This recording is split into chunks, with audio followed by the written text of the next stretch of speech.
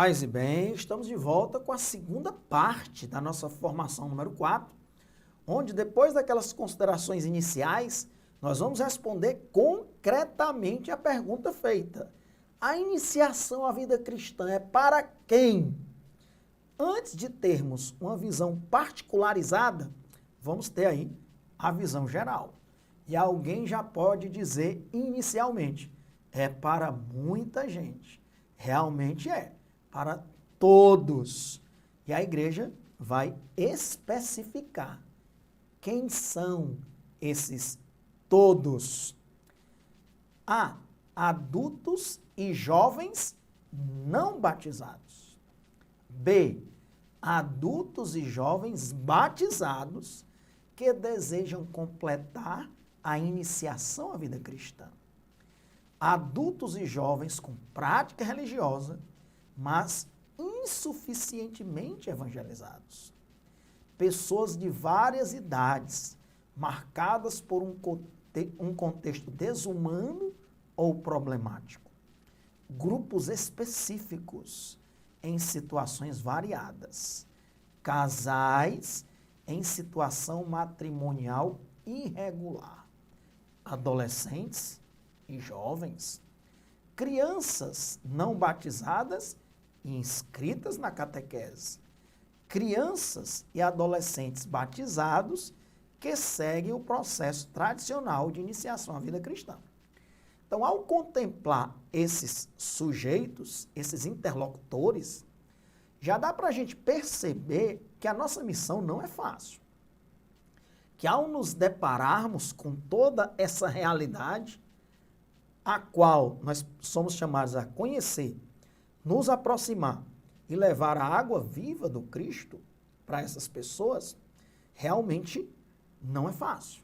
Humanamente falando, seria até desanimador. Mas é o Espírito Santo que suscita em nós, não esqueça dos dons do Espírito Santo que nos capacitam para realizar a missão. E também nós não estamos sozinhos. Nós não somos, a igreja não é um único indivíduo. A igreja somos todos nós.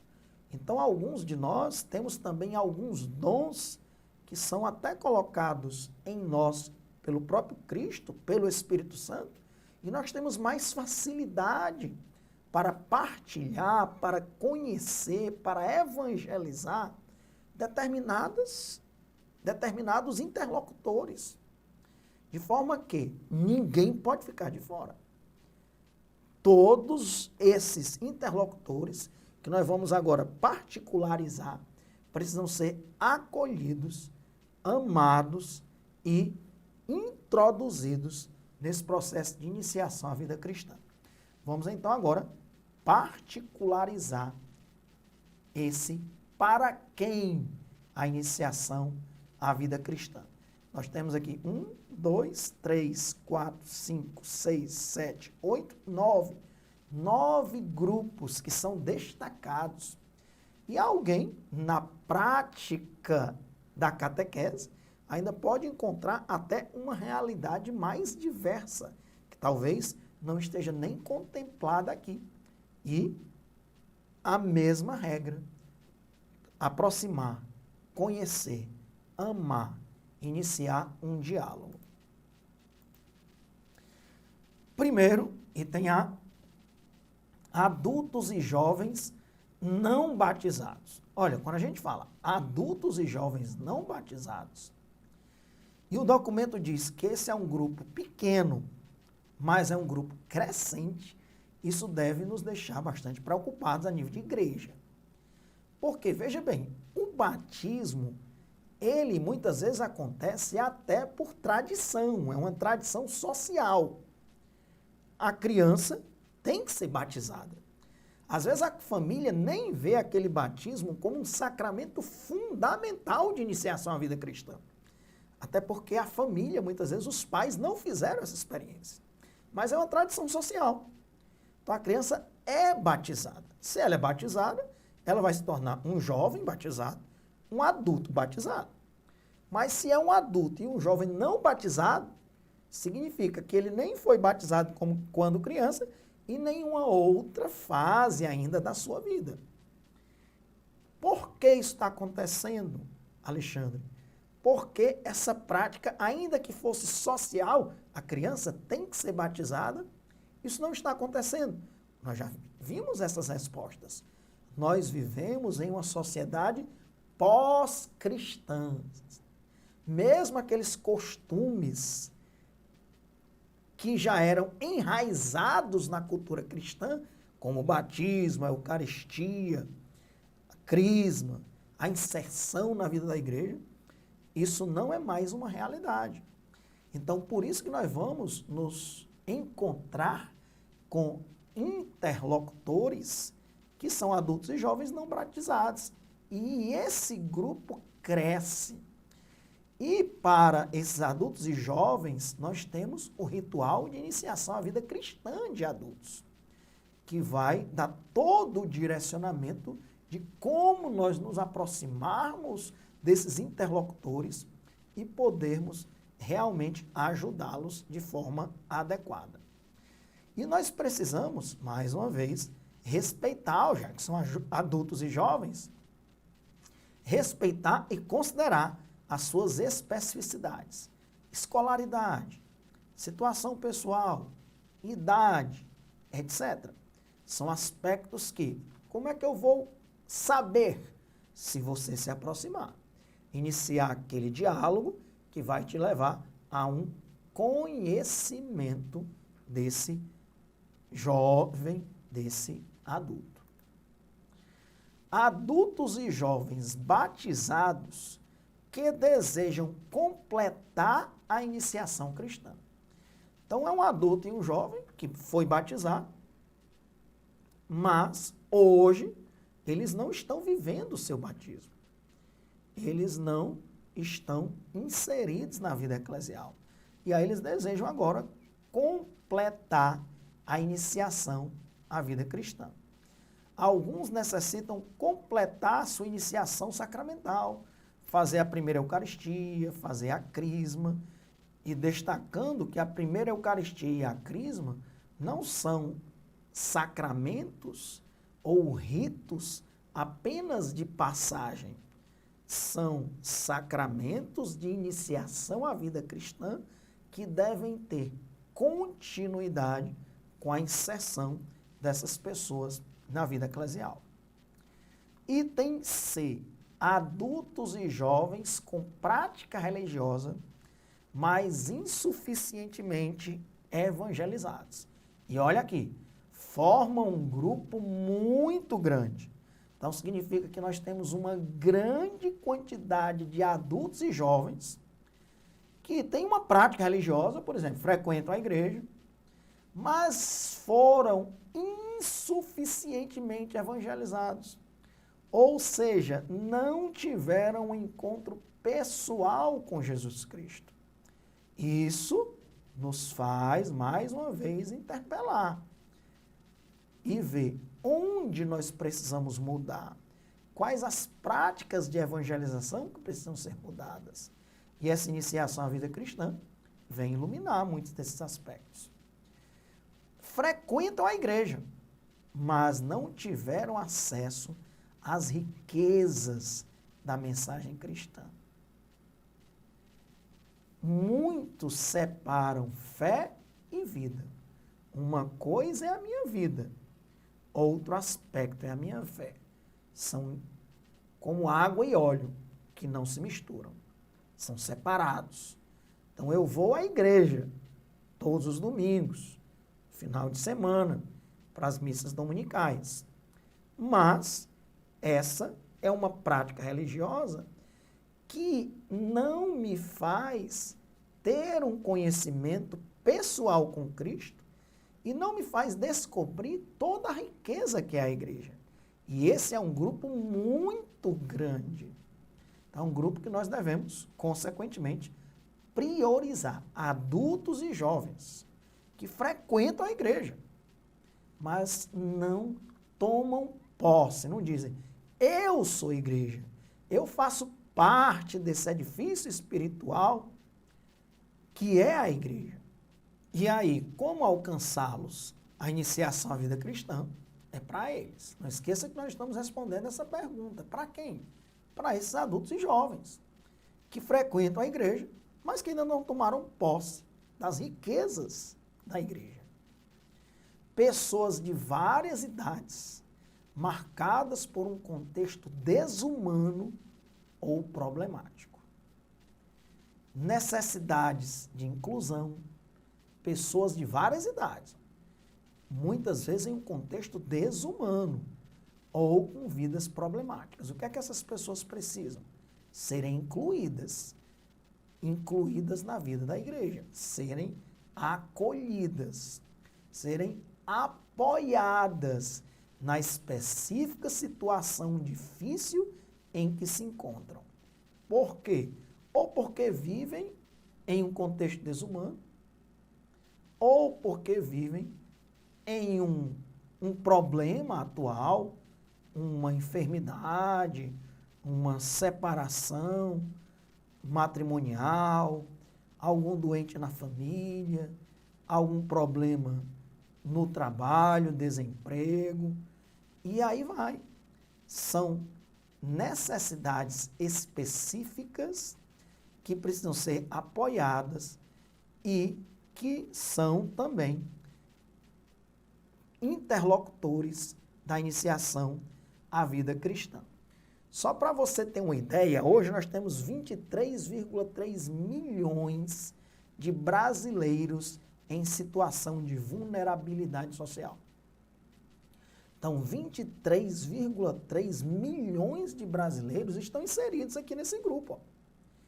Pessoas marcadas por um contexto desumano. Quem não tem as mínimas condições de vida está vivendo em um contexto desumano.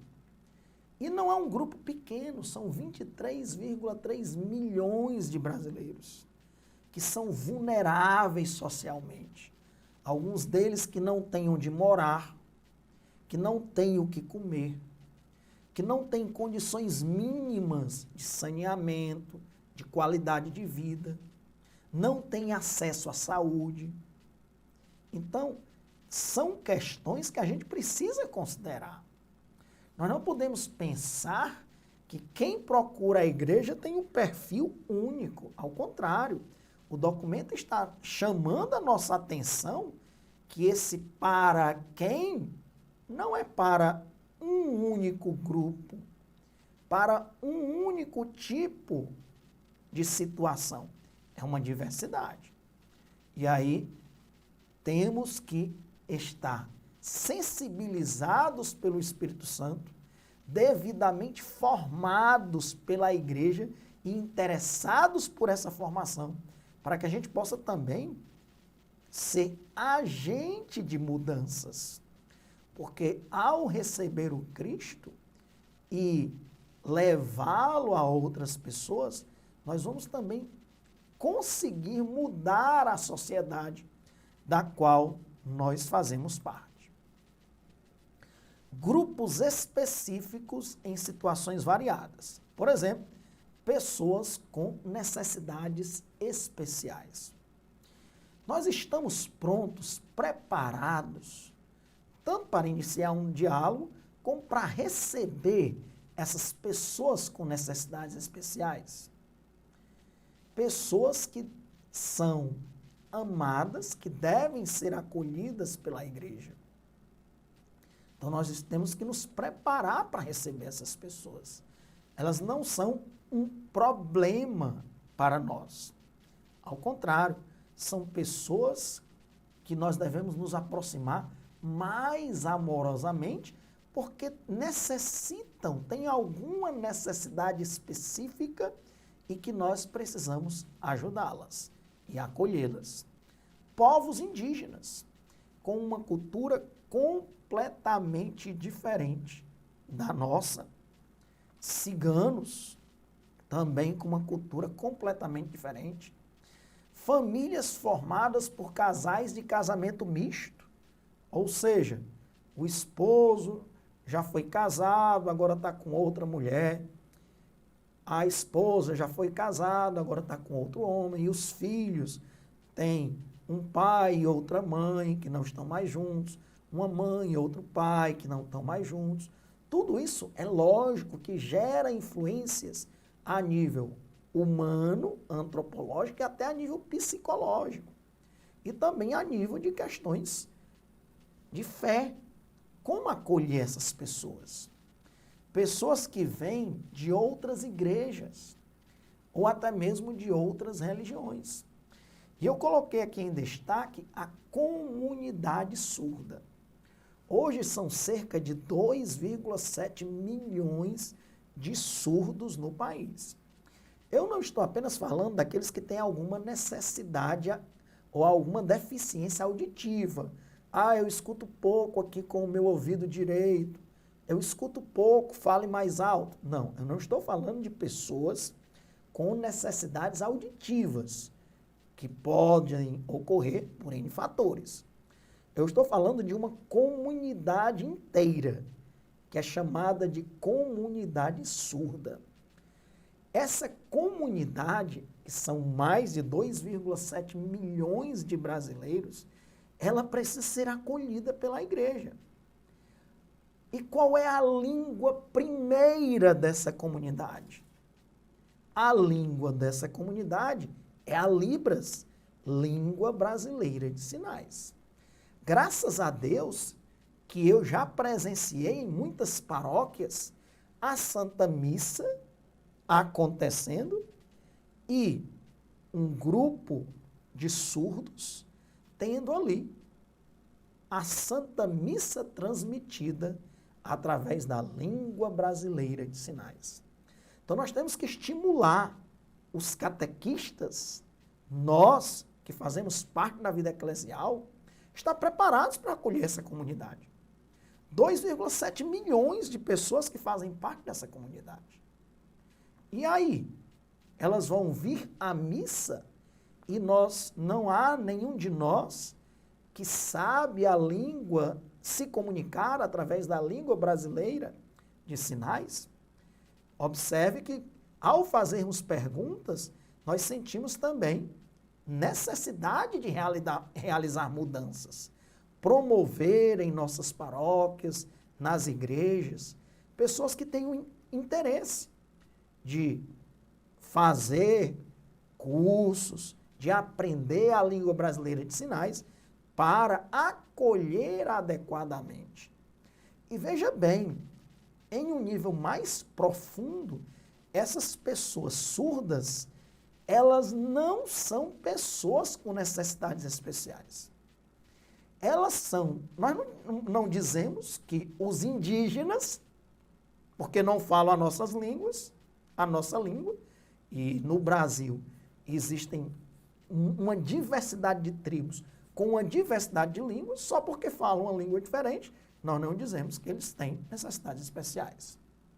Do mesmo jeito, essa comunidade surda, que é diferente daquela que tem alguma deficiência auditiva, é uma comunidade que tem uma identidade cultural semelhante ao povo indígena. Lógico, cada uma com suas particularidades. E que tem, inclusive, uma língua própria, que é a língua brasileira de sinais. Então, é um outro grupo, é uma outra comunidade, é um grupo específico que está em uma situação que nós precisamos estar prontos para acolhê-los. Então, veja como é uma graça a gente contemplar isso e isso não nos leva a uma paralisia ou a uma omissão, mas ao desejar. Eu quero contribuir, eu quero ajudar, eu quero trabalhar com esse grupo ou com esses grupos específicos.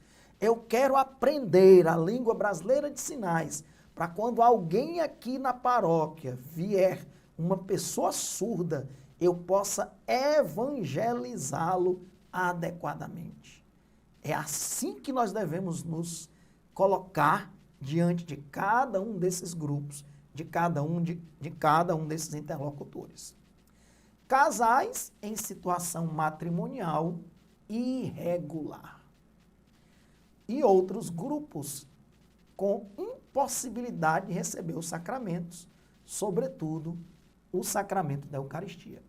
Então, casais que estão impossibilitados de receber o sacramento do matrimônio, porque estão em uma situação matrimonial irregular, eles também necessitam de uma evangelização adequada à sua condição especial.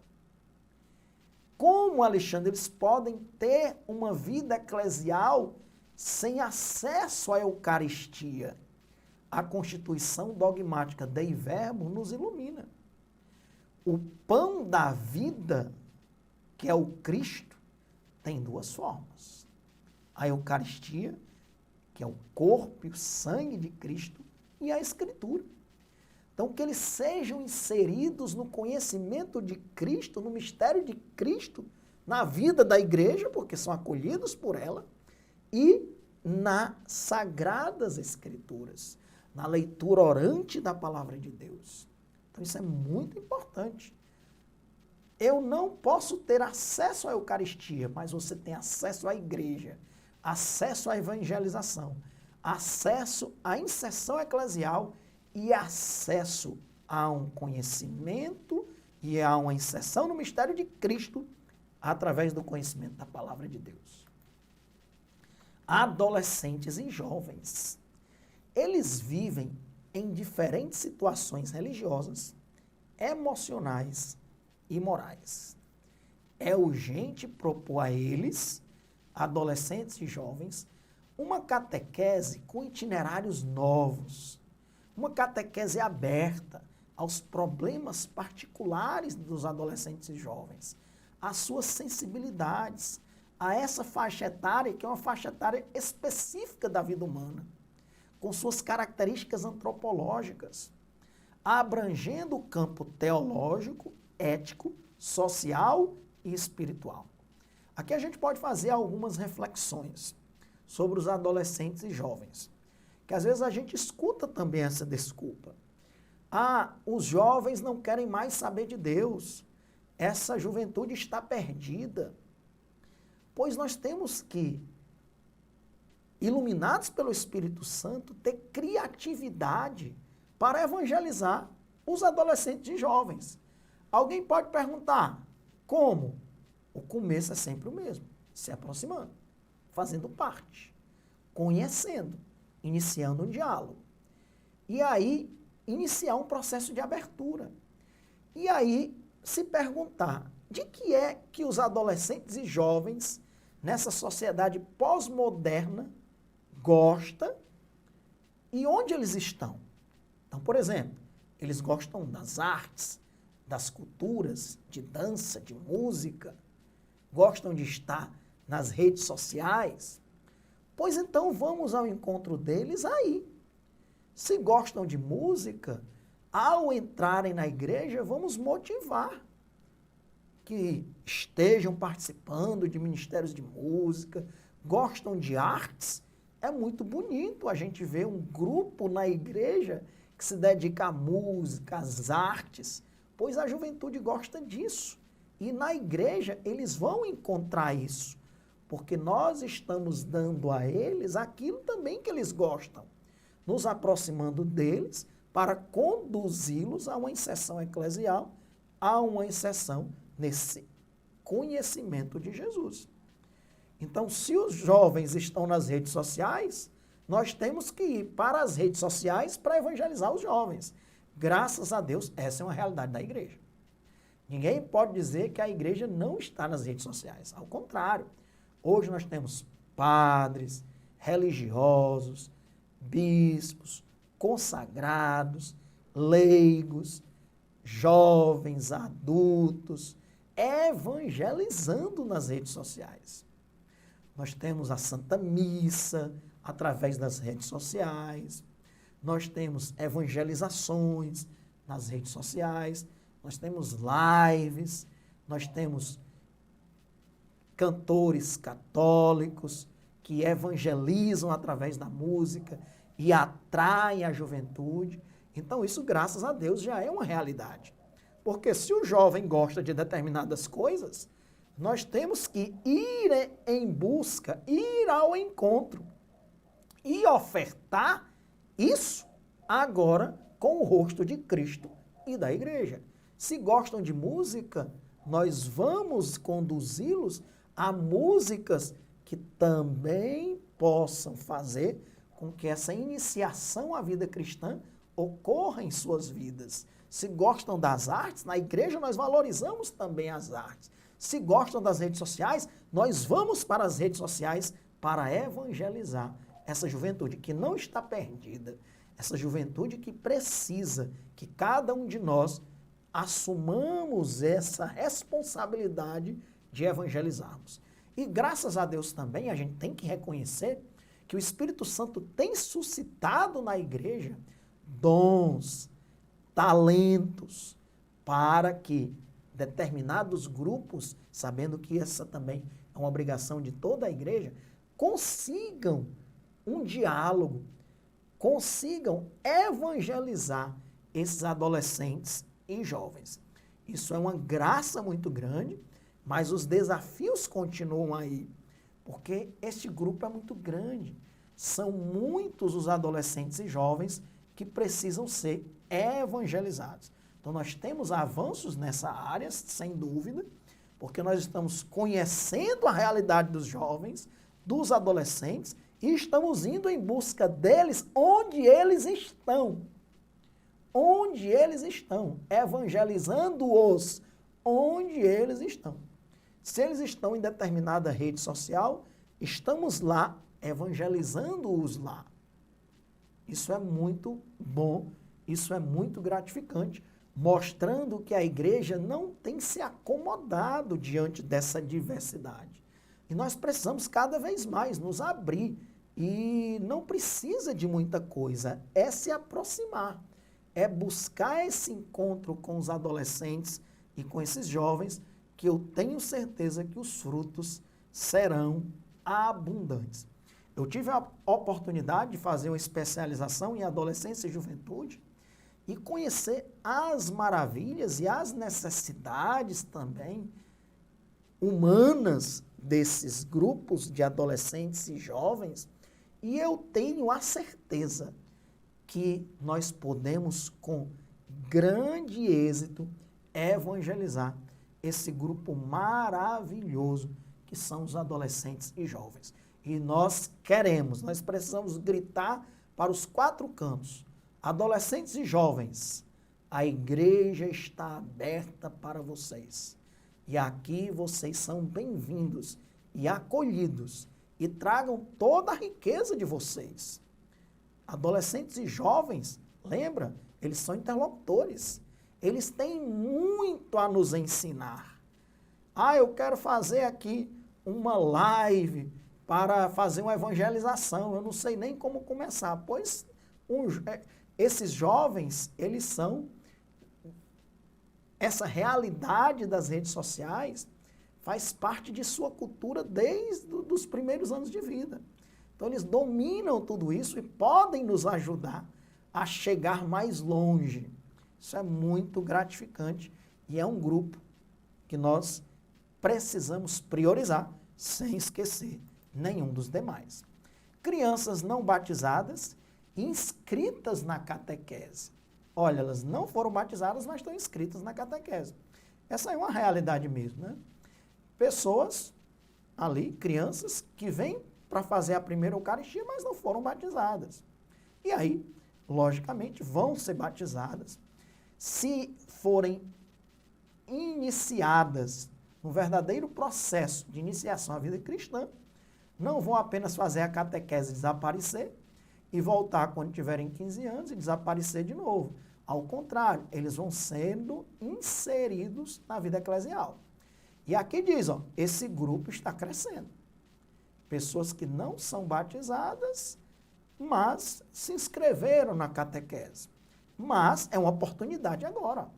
Se vieram em busca da catequese, vieram em busca do Cristo. E nós temos que levá-los a conhecer uma experiência pessoal com Cristo Jesus. Tem a iniciação à vida cristã para crianças. E aí com certeza este grupo que está crescendo será acolhido dentro da vida da igreja. É necessário um catecumenato batismal, já que eles não foram batizados, adaptado à sua idade e sem pressa. Um catecumenato sem pressa. Nós vimos que em todas aquelas etapas, pré-catecumenato, catecumenato, o catecumenato é a etapa mais longa. Não ter pressa, porque as pessoas precisam ser evangelizadas. E não é só dogmaticamente, decorando orações ou conhecendo a doutrina. Isso é muito importante. Mas elas, acima de tudo, precisam crescer na vida de oração. Precisam ter uma experiência pessoal com Jesus Cristo. Precisam amar Jesus, precisam amar a igreja. Precisam dar testemunho de vida. Precisam passar por um processo de conversão pessoal profundo, que é a metanoia.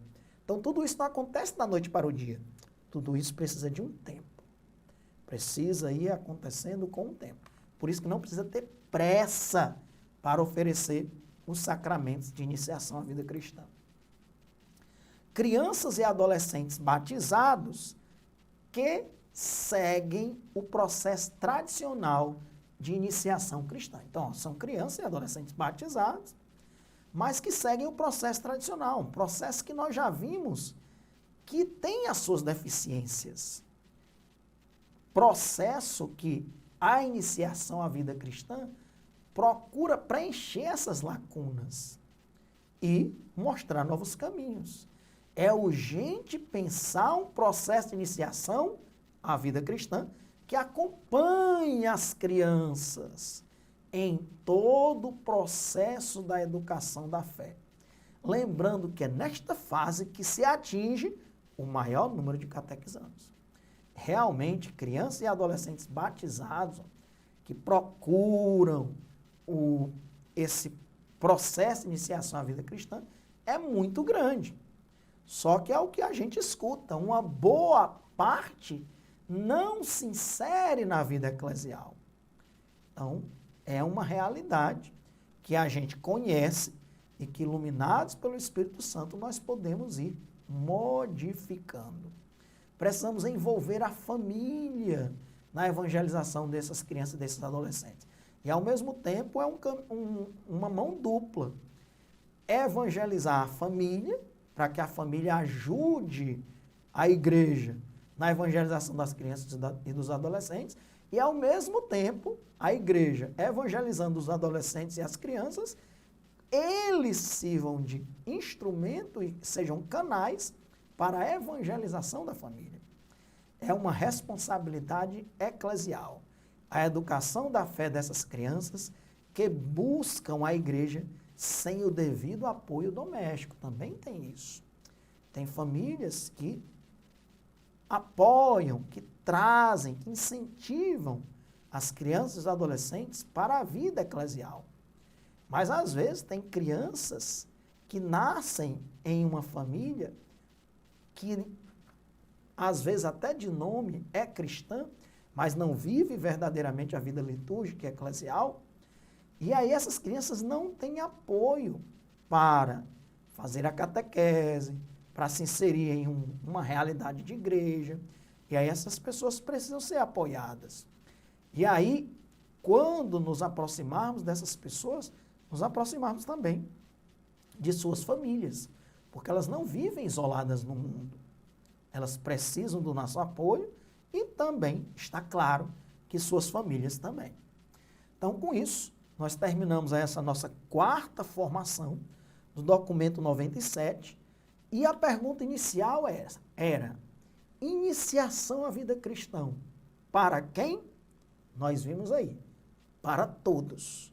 Só que a igreja não poderia dizer para todos, porque alguém poderia perguntar, o que são ou o que é esse todos?